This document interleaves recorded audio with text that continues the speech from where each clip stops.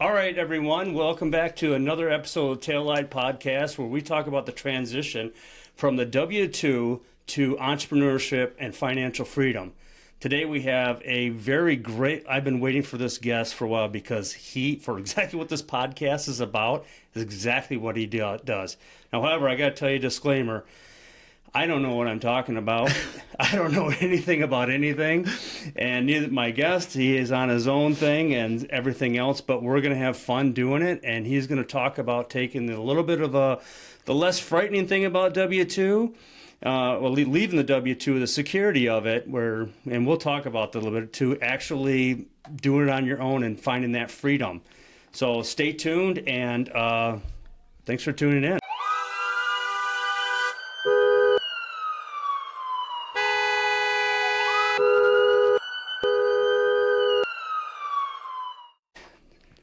Today's my guest, Steve Evan. He's the entrepreneur source. Look at him. He's all bright and bushy. I found out he went to a wedding this weekend, which is great. It's always good to get with family and have fun like that. We had a wonderful time. You didn't have to work this weekend, huh? I did not, which is part of the benefits of having your own business. Yeah. And there was no question whether or not you get the weekend off, was there? I asked my boss, which is me, and I granted myself permission. So if you didn't even want to come into work today, you kind of didn't have to, but yes, we know how entrepreneurs are. The father are. of the bride took the day off. I was back at it. Very good. Okay, so Steve Evan. Yeah. You are Entrepreneur Source, right? That's true, sir. And how did let's go back. Let's go way back. I want to know who. No, back before that. I want to know who you are. Good deal. So, are you native of Michigan? Did you start out here? No, I'm a cheesehead. I'm very sad about the Packers over the past weekend, but I know you'll probably... Who cares? You're going to edit that out anyway. No, who cares? No, grew up in Wisconsin. Do you want me to go through like a chronology of... I'd like to hear it, absolutely. Right. I did Ironman Wisconsin, by the way. You mentioned twice. That. Wow. I would not have pictured you as the Iron Man physique, but nobody thinks I am. Everybody looks at me and looks me up and down and go, "Did you finish?" Yeah, you are stylish, but I would not have. So I can give you a real quick career overview. So engineering undergrad from Marquette University in Milwaukee. Mm-hmm. Sometimes people hear Marquette and they immediately think Upper Peninsula, but no, basketball school in Milwaukee. So civil engineering undergrad, started my career managing large civil works related projects. Had the opportunity to join a joint venture of PricewaterhouseCoopers and a large engineering company called Jacobs Engineering, worldwide engineering, and they were doing carve-out company creation, which also kind of aligns with entrepreneurship. It was more entrepreneurship. What that meant was they'd be working with a conglomerate that had an underperforming business unit. They'd spin that unit into a separate legal structure, which my firm owned a piece of it, and then we would retool it. And it didn't mean laying a bunch of people off. It meant getting the right rewards and incentives in place for employees, retooling processes and systems, really enhancing the business performance. One of my clients at the time was Beaumont Hospital. I was living in Chicago, where we started our family. I was traveling to Michigan weekly to work with the Beaumont Hospital division. They actually offered the opportunity to join. I was really attracted to getting into healthcare, the social mission and purpose.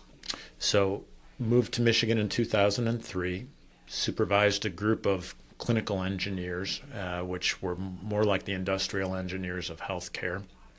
Did some more entrepreneurship work, new business units at Beaumont. I integrated the laboratory function. That was also really an interesting gig because the labs were incented to compete against each other at each local hospital. Lots of fun. And then I worked for Forgotten Harvest, took them through a financial turnaround, actually, and then into the post-acute space for healthcare.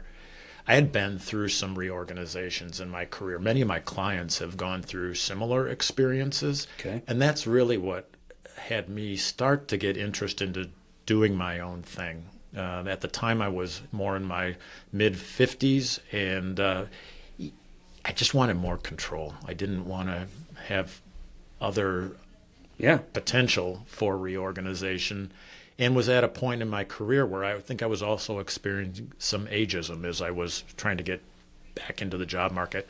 I was looking at other job opportunities at the same time I was exploring entrepreneurship. But the more I got into it, I knew this was the right path for me. So here we are today. Yeah, so ageism, that is actually one of the 4 pillars federally that you can't discriminate against. And I'm not up on it, but here you are experiencing that, or for fear of experience, I shouldn't say fear, get an inclination that you think you're put out to pasture before your time is really up. Is that correct? Is that how? Yeah, I know. A wise interviewer is not going to make any statements that would have you clearly connect the dots of ageism. But many of the people that I guide now as a career ownership coach, they might, not that I exclusively work with people that are more senior in their careers, but many of them are. And what brings them to me is the same thing. It's just taking them a long time to find the next job opportunity.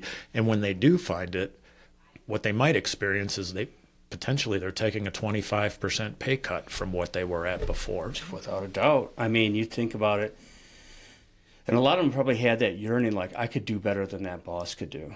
Or I'm tired of getting passed over and working very hard. Yes. How many times have I talked to people like, I work hard and I'm not getting anywhere, and then I go, that's the reason why you're not getting anywhere. Because why would they remove you why would you want to remove a great tool if you're performing above it? Right. And you're not belly aching about getting something? You're never going to leave. You're stuck, and that's sad.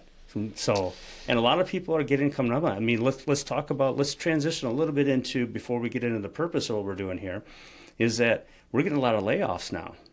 Right? We are getting to be a little more uncertain about things, and if you've been around the block a little bit, you also know that, by the way, you've seen this before.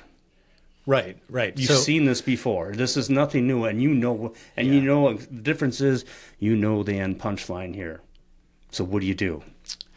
Well, what do you do? I would just comment around layoffs and the job market, because I think a lot of times people are seeing, hey, I'm seeing these strong jobs reports. Now, they've been down a little bit here recently, but still you hear this is really a strong hiring economy.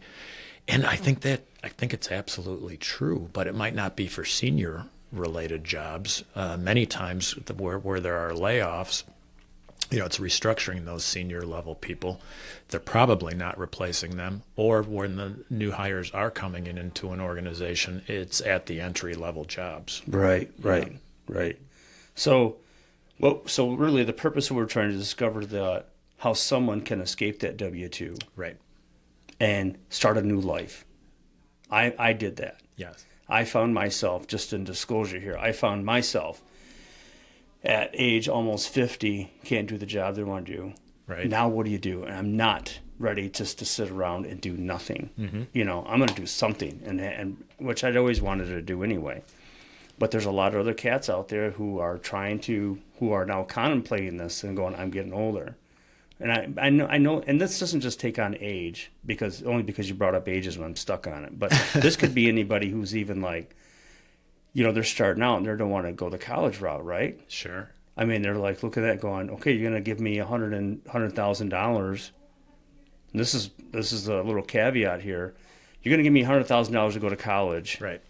But will somebody give me $100,000 to go start up a business? Right, to invest in myself. Yeah, same thing. Right, it absolutely is. So anyway, let's start off okay, who is the right candidate then?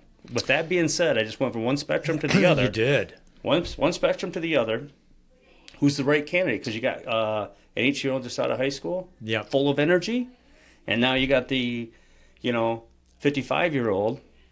Right. Doesn't have the same energy, but knows not to waste a lot of 90% of his energy on certain things, because he's been there, done that, kind of. So who's the right candidate? Yeah, so the broad answer would be somebody who's curious about business ownership, but we can peel that back a little bit. So right candidate, usually I'm either working with people that they're employed, but they're really not satisfied for a variety of reasons. So there's an itch there. Maybe it's, you think of it kind of like that grain of sand inside the oyster, and how can that form into maybe the pearl of business ownership, or figuring out what's a better career path to relieve that irritation. Sometimes their dissatisfaction is related to work-life balance. They're working way too many hours. And what you were alluding to, maybe they're working a ton of hours and they're not making the amount of money that they think that they should be for the effort that they're putting in. So they want to be freed up to earn more and generate wealth. That could be a factor. Sometimes people aren't creating the wealth that they want in their careers, or they might not be achieving the equity that they want. Business equity might be important to people. But that might be folks that are employed. We were talking about restructuring earlier. So a lot of times the ideal candidate, they're in transition, and that just really has them at this inflection point where they're open to new possibilities, maybe in a way that they wouldn't have been in the past. You just made a reference to age. Maybe it's somebody that didn't go to college, and is that the kind of person that I would work with? Sure. If they're interested in exploring business ownership. What makes a good entrepreneur, and we'll talk about the different paths and ways that people might go about it, from a startup to an acquisition to a franchise. I work with a lot of different franchising organizations. The skill set and expertise is going to be contingent upon what path. But generally, I could say at a minimum, somebody that's got some type of leadership experience under their belt. So like a new college grad that's never led a team before, might be a little bit more of a stretch, not impossible, but some leadership expertise, some financial literacy. Do they know how to read an income statement or project cash flow? That would be really helpful to have as well. Some connection with people as far as the ability to network. They don't have to be a sales expert, but personable. And if they're more introverted, it doesn't mean they can't be a good business owner. But then who do you bring onto your team in order to address the sales-related function?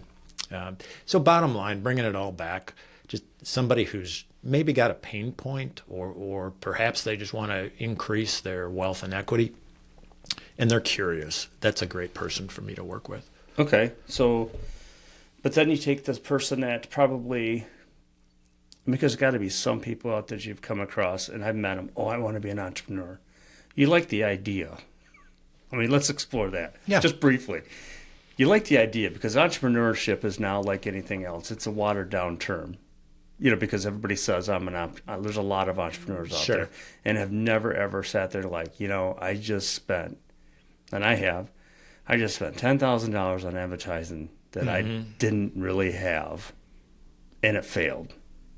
Have you done that? No.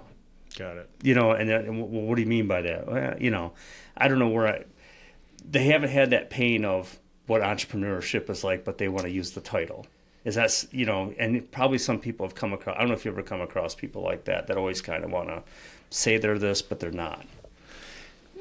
Or is that it's almost the opposite for me, Steve. Really? Yeah, it's people that they're so ingrained to more of the employee mentality that they have a hard time transitioning to more of the employer mentality. And I could go into examples of what that looks like. To your point, do I see people that it's not so much they want to claim that they're an entrepreneur. It's about 3/4 of Americans have had aspirations of entrepreneurship. So this is probably more what you're talking about. Yes. They love the idea of working for themselves, but it's only about 5% that'll actually do something about it. And the something might be they start a business, but the something could also be they're going to actually figure out whether it's the right path for them.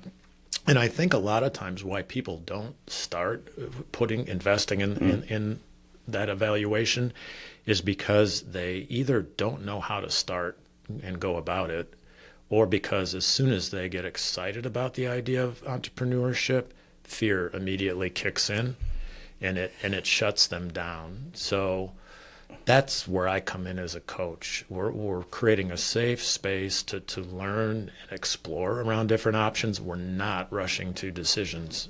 Might sound counterintuitive if people want to, they're hot to go. I want to make sure people think things through. They identify a clear vision for themselves. They look at the risk. What can we do to mitigate the risk? And then make some powerful choices for their lives based on information, not assumption, right, but true answers to questions. So basically, it sounds to me like you said 3/4 of Americans, well, they would love to enjoy the American dream, yes, opportunity, right? Yeah. Which then puts you in, which is a good segue into, you said you're a coach. Defined, per your website, a career coach. What is that? Yeah, that's a good question. So career ownership coach, I help people explore these various paths. Is entrepreneurship a way? And if so, how? Startup, acquisition, franchise. Is it full-time? Is it part-time? From a coaching approach, I really help people think about what they want for the future. We'll look at, like, even a year out, what has to change in your life, both professionally as well as personally, for you to be happy with the progress that you're making. We'll take a look at dangers that might keep you up at night, whether that's related to your job or things going on personally, but shifts, what are the pain points? We'll look at transferable skills and strengths that you would take into whatever you do next, and then the opportunities that you want to see in your life. So that's a big piece of the initial work with clients, is helping them figure out that vision of success for the future and getting really tangible goals, short-term, long-term, personal, professional. That sets the construct. That's the foundation. Is any form of business ownership going to get you where you want to go? So that you say goals. I have this written down. All Whose right. goal? The business or the owner? So who's running who? Well, as an entrepreneur, it would be the individual. We don't know yet if they're going to be an entrepreneur. It would be my client, and I don't charge my clients is one key point. I work with people just like an executive recruiter. The candidate doesn't pay, the hiring company does. It's similar with me. So when I say client, just know that my services are complimentary to folks.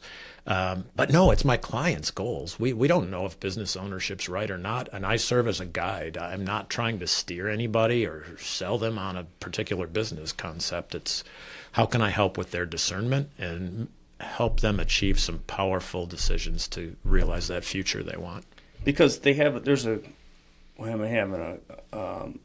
the E-Myth book. Talks about working in your business, yes, and on your business. And that's where my question came from. Okay. Is because I've been working in my business last year, and it was running me. And this year, after reevaluating my year, I said, I am no longer going to be working in my business. I'm going to work on my business. That's right. Who's running who? Because I was getting run by my business. I see. So that's why I asked the question when it comes down to it, because when you get into it, people are, it feels like your business is pushing you to do anything but, So yes. When you start setting the goals up, are we setting them up to work in their business or on their business? And that's where my question originated, because E-Myth is one of probably the top 5 books that everybody who's an entrepreneur will read of E-Myth, right? It is. And now, so E-Myth would be how do you enhance your current business? What I do as a coach, again, and maybe I'm being a little bit redundant, it's a discernment on if business ownership, then how. Once they know how, whether that was, they did a startup like what you did, or they bought an existing business, or they went into a franchise. E-Myth is talking about how to scale the business up, how to not think like a tactician, and think like an owner that's really focused on scaling the business. Sure. Yeah. So does that make sense? It does make sense, but a lot of people don't understand that, and when they start getting into it, they feel like they wear all the hats, and they're the head of the departments and the employees of the department.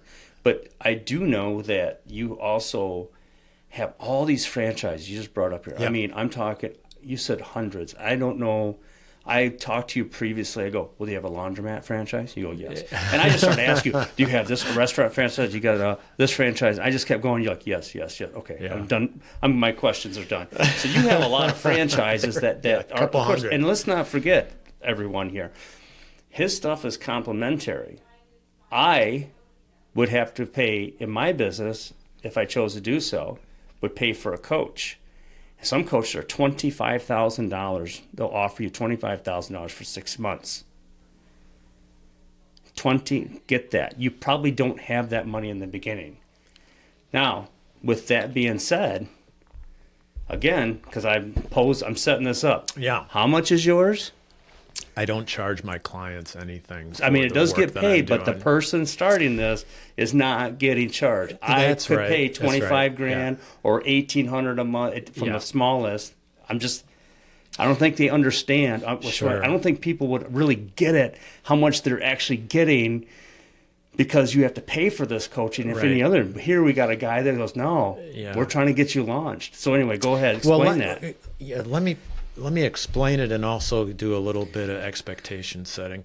So in the early work, I talked about the goal coordination. We'll do a personality assessment as well, which provides people with some great insights. And then we'll figure out what are the best industries or the most interesting industries to learn about. We'll cover things like the amount of time you want to work in the business, the ideal base of operation. Usually I'm working with a client 3 to 4 times, anywhere between 30 to 60 minutes, depending on what we're working on. It moves at my client's pace. It's pretty typical. It's about once per week. Daily or just once a week? It's usually once a week, yeah. I've worked with some, it happens from time to time, where someone's really wanting to go very quickly, and then we might have multiple sessions in a week. Okay. But the bottom line is it depends on my client's schedule. By the time they're working with me for 3 to 4 times, they're starting to get a sense of what might be that best path, whether that's startup, acquisition, or franchise. And then do they want to go deeper? And that could be due diligence on a specific business opportunity. And I'll stay working with them with a particular focus on if it's a franchise. And that could be another 6 to 8 weeks before they're figuring out what's the best fit there. Okay. And then, you asked also about, well, how does it work financially? So I drew the analogy to an executive recruiter where the candidate doesn't pay, the hiring company does. Same with me. If a client does decide that some form of business ownership's right for them, then the business community compensates me. Okay. So examples, whether a person did a startup, an acquisition, or a franchise, if they needed help putting funding in place to get the business off the ground, I work with a variety of different financial partners who would provide me with referral remuneration. Similarly, if they chose a franchise being the best path for themselves, the franchisor provides me with referral remuneration as well. Okay.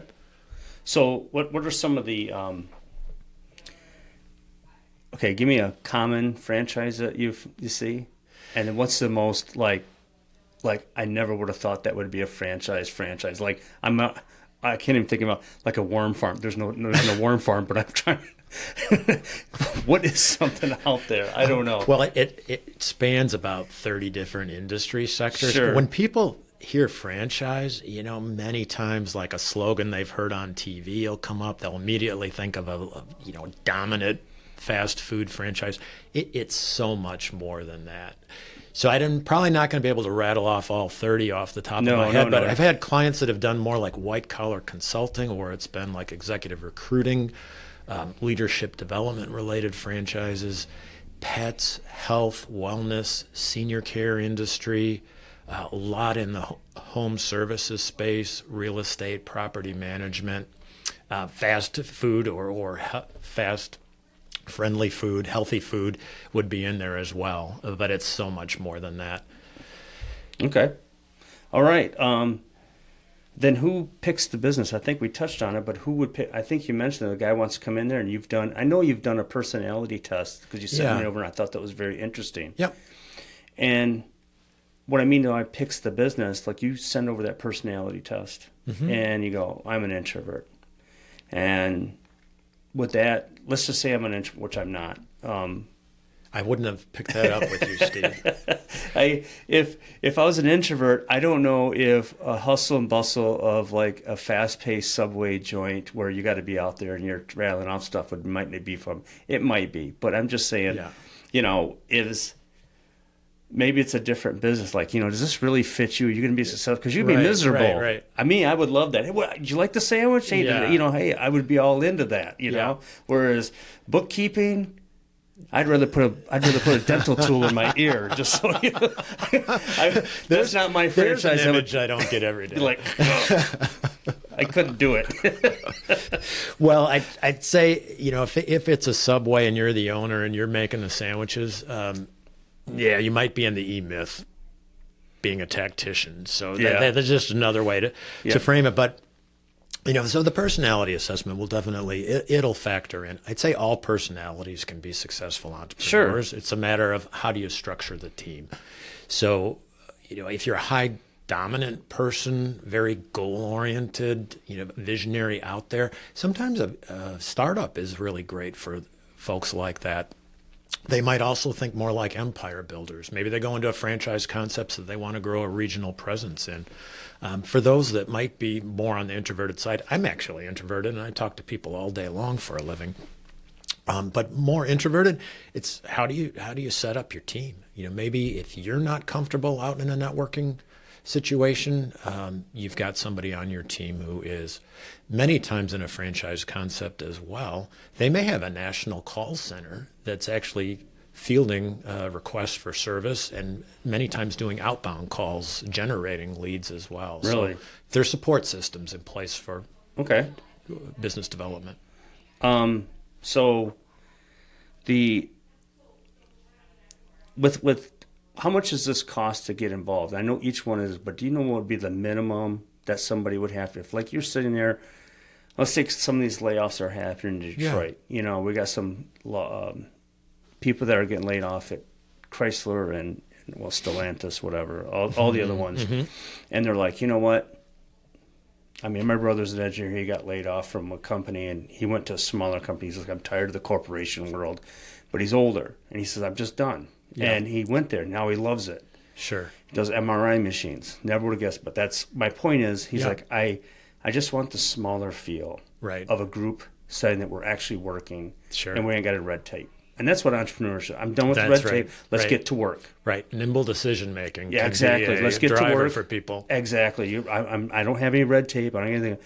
So, is there any kind of startup money that they need, or how are they going to get things going to get from, let's say, and they're the right person for this? Like, how much does it cost? Yeah. So it's going to be a pretty wide range. So working capital would be one of the components, which would include how am I going to pay my household bills while the business ramps up. I think people should always be thinking about that. And that could even be if they create a startup that's out of their home, right? How am I going to pay the mortgage while it ramps up? And you can borrow around those things. If let's say it's a low overhead, home base, more consulting related business, you might be $100,000 for a business like that. If it's more brick and mortar with capital equipment, you could be $300,000 to $500,000. So it's a pretty wide range. Right. I can imagine. So there's all kinds of different ways to look at funding a business as well, and I'll work with clients on what would be the best methods. Okay, so entrepreneurship, as we know, is not easy. Right. I mean, this all sounds great. It's the American dream. We talk about, we can do this and it sounds easy as we sit here at the table. But it gets lonely and gets frustrating. What do you prepare people for that kind of outcome or for that kind of experience when things start to get kind of bad? We'll talk about that. That'll influence what path they go down. So again, I'm focused on what's the best path. If they decide I'm creating a startup, and we're going to talk about, well, then you need to be the subject matter expert. And if you're bringing a team on board, or maybe you're a solo entrepreneur, it's going to get lonely. Are you ready for that? And where are you going to go to get that type of advice? What does your network look like? So those will be considerations. In an acquisition, if a somebody went into an existing business, there's a team in place. Still, if they're the owner, where do they go to bounce ideas around? Right. There are organizations like the Alternative Board, which is actually a franchise system that can provide that type of support for business owners. And then in a franchise system, that's the beauty of franchising, I think, is you have the autonomy of being an owner, but you're not alone. You're part of a system, and there's mutual owners in place. There's systems and practices. There's support from the corporate staff, both in operations and business development. So you're really not in uncharted waters, and there's a network there. So just by that alone, what you just said to me was really to go right back to the beginning of your talk and how people get into entrepreneurship. There's that fear of leaving the comfort and security of, I got a paycheck coming in every 2 weeks. Right. I know my house bill is going to get paid. All I got to do is show up, and I'm probably getting paid. Put in a mediocre time, but guess what I get? I trade my time for mediocre pay. Right. But however, the floor, due to the corporation, bear with me on this. Yeah. Due to the corporation, the floor is relatively low. We know how corporations get. And the ceiling has been put above you. This is all you're going to be. Right. Right? Where entrepreneurship, if you let it go for a hot second, you raise the floor up by raising your standards, and you eliminate that ceiling, and you're going. Right. But there's that fear of jacking up that floor. Right. Because you've now just raised your standards. No, that's true. And that's a gamble. It is. Let's talk about that, because you just touched on that.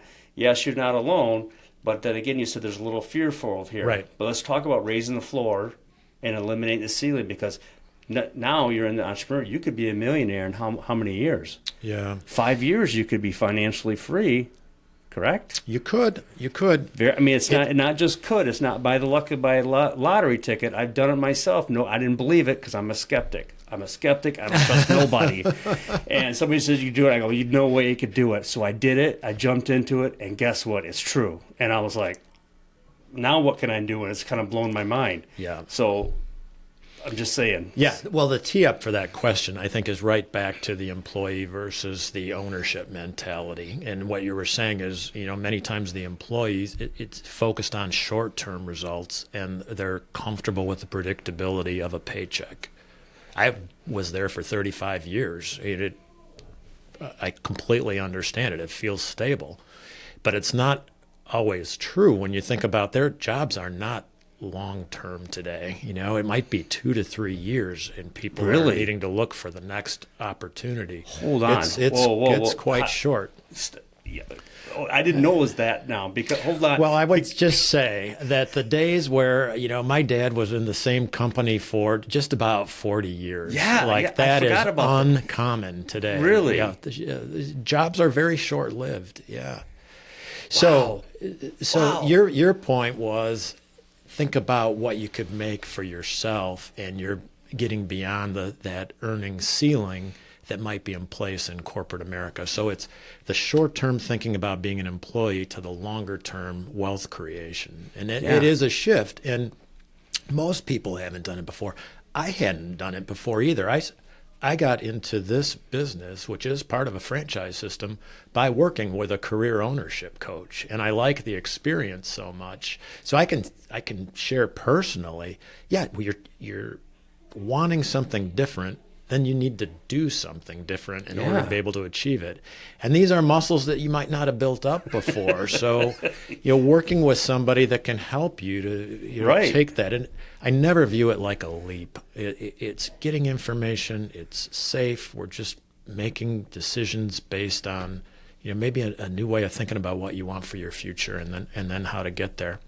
And now that I've gone down this tangent, I'm kind of forgetting your question. I think it was fear related. It is fear related. The fact that you were just, I'm still stuck. I can't believe because it's not too long ago that I was a W-2. It feels like I'm older, so years go by much faster. But the fact that, I was a W-2, I was at a secure job. All I do is show up. Yeah. I could just do the bare minimum, which I wasn't a bare minimum guy. But if I worked hard, I didn't get any extra money for it. Right. I didn't get any promotion for it. because of that. And so, now I'm thinking a lot of people are getting, the 2 to 3 year thing threw me off. I didn't know jobs are about 2 to 3 years in longevity. A lot of people that I work with, it's been much shorter stints. God, that's well, and sometimes it's because they've reached that ceiling and they need to move to the next organization to take that step up. So I mean that'll be part of it as well. It's to your point of the barriers that are there. Just to circle back on fear, though, at the Entrepreneur Source, we have actually an acronym for fear. Yeah. It's false evidence appearing real. Yeah. So that just fits right back into what I've been talking about with, do you know that it's true or you think it's true? So is it false evidence appearing real? Let's form it into a question and get the question answered and then figure out if there's risks that are associated. Can we manage through those risks or maybe not? And then you should go down a different path. So then also as part of a career coach, since you were an engineer, you guys are more evidence driven, data, KPI. I don't know what you guys call it in your thing. My brother tells me, he's an engineer now. Yeah.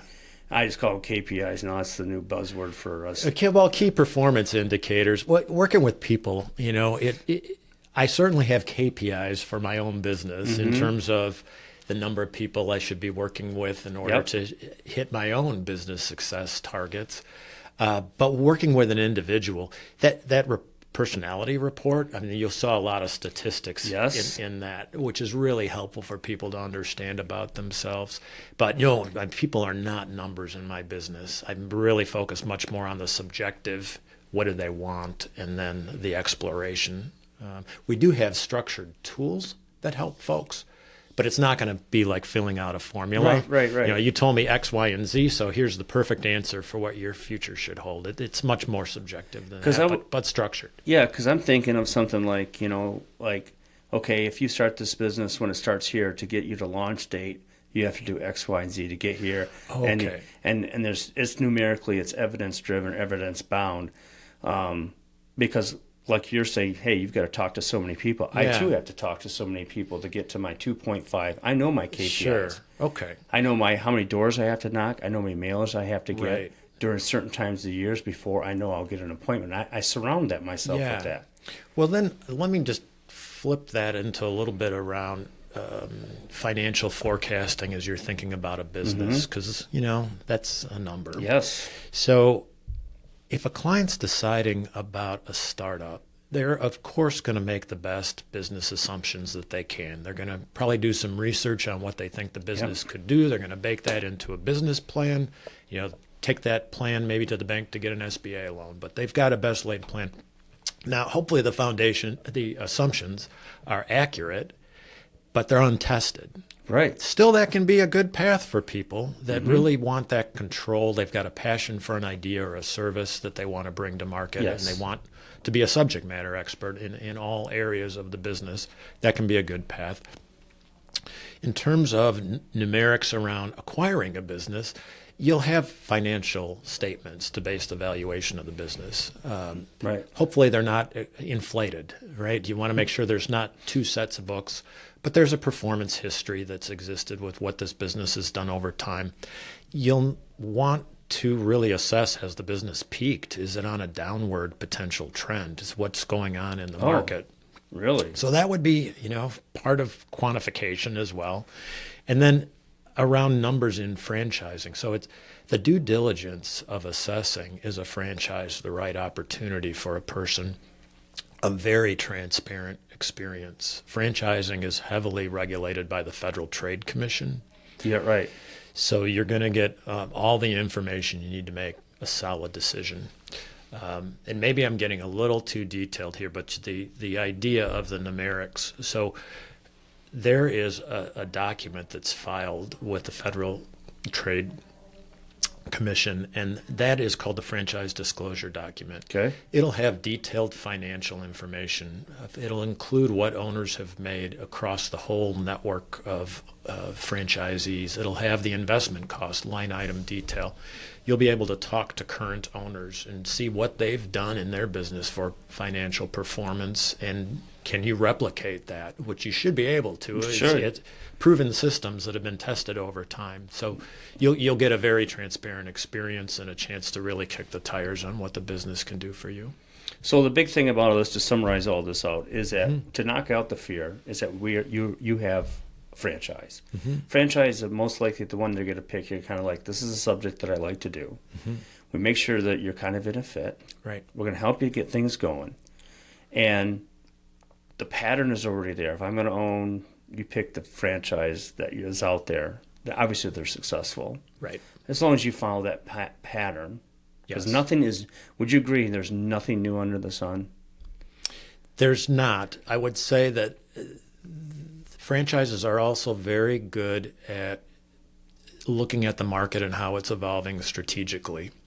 So there are some business consulting franchises that are head on with what's AI going to do to this business and how do they maximize it. So nothing new under the sun, but if you're going to look at any business, whether it's franchise or not, how is it evolving? How is it going to keep abreast of where the industry is going and be able to compete by differentiating itself?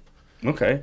And so if a person wants to, they're looking at changing their career, looking at changing themselves, looking at changing, getting tired of the same old, where to get a hold of you? How do they get a hold of you? Well, they could Google Steve Eben at the Entrepreneur Source. Also, I don't know if you do show notes or there's in the video, we could easily put my contact information in there. I'd also add, if I brought a book from the Entrepreneur Source that really helps guide people through. If any of the folks that are listening would like to have a copy, I'd be happy to send it to them if they contact me. So I think that'd be the best way. Okay. Any final thoughts? It's just been a pleasure, Steve. Okay. Yeah, a natural conversation. Honored to be part of the podcast, and I applaud the work that you're doing. Yeah. I mean, how many people have come up to me and said, and I've said this to you before, I want to do what you do. And I'm like, well, you can't do it, Joe, because there's only one me. No, just kidding. But they want to be an entrepreneur, but they don't want to I do real estate, but they want to do something else. And I tell them about you. And, of course, here's his number. Yeah. And I'm pretty sure none of them gave you a phone call. Not yet. They're coming, though. Because of fear. And I know what that is because, I'm not pressing them because it takes it over. But that, to me, seems to be the biggest thing. A lot of excitement until you say, I'm doing what Johnny Paycheck said. You take this job and shove it. You don't remember that song? Yeah. I ain't working here no more. I just encourage people, if whether it's a pain point or they want to add more wealth, if there's an itch, this is all about being curious. I'm not going to try to sell anybody on working with me. If there's a value add and I can help with their discernment, I'm honored to do it. Great. Well, thank you very much, Steve. This was great. Thanks, Steve.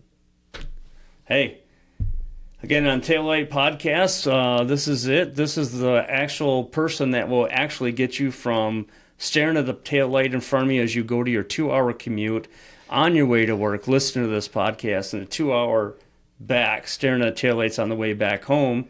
This is the guy that's going to break you free of that. Steve Eben of Entrepreneur Source. Thank you very much, everyone, for tuning in. Have a nice day.